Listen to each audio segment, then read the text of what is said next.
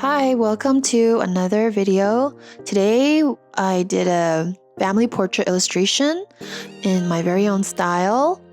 I kind of distorted the faces and I didn't mean for them to really look realistic. I wanted them to look like characters that I had designed. And they're a little bit quirkier on the quirkier side because I wanted to be to have a little bit more character. As you can see, I have outlined everything. Every person is outlined with a thicker line, which helps it really pop out. And I am using watercolor. For the skin tone, I'm using just a burnt sienna, yellow ochre, and I'm mixing the two colors. You can really use any kind of watercolor. I chose the Shinhan watercolors because they're very affordable, but they're very rich in color. And just adding a little bit of blush on each person's face. This is actually a portrait of my family. And I really enjoyed coloring all the clothes because I really thought that it captured the characteristics of my family. And I think if you want to try doing something similar, you can totally do it. I added a twist and a spin. Nobody in our family really has like purple eyes or green or pink eyes, but I wanted to create sort of like an animation feel to it.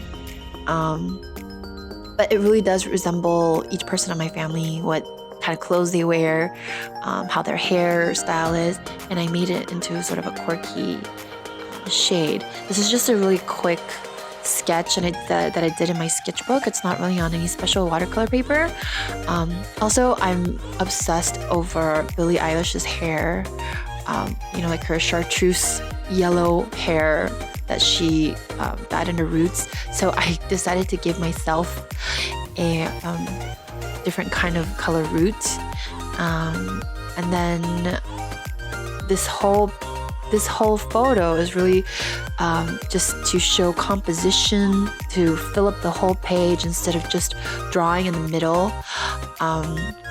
Also to show my own design and style of drawing.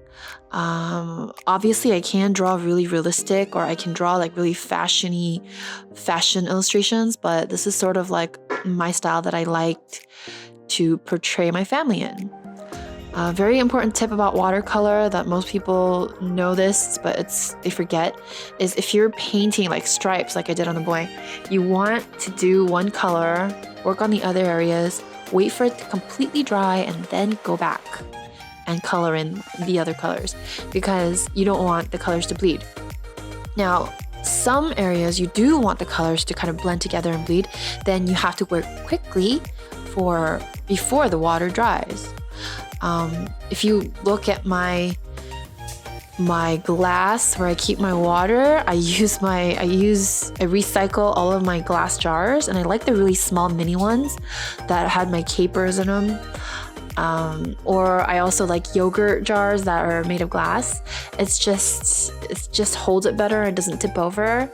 Some adults don't like to give their kids glass, but I think it's just way more stable, and it helps the kids to really understand and learn they learn to be careful using glass. They don't throw it around, they don't shatter it, and those are actually really strong, so it's really not going to break. So I dropped a little bit of a blue on the baby's shirt. All you do before it dries is you have to just put water on it and just rub it out, add some more color. And I actually used a little bit of it to do like the shading part. Yes, so this is the final drawing. As you can see, I used a little bit of perspective on the floor. Everybody like and subscribe. Thanks for watching.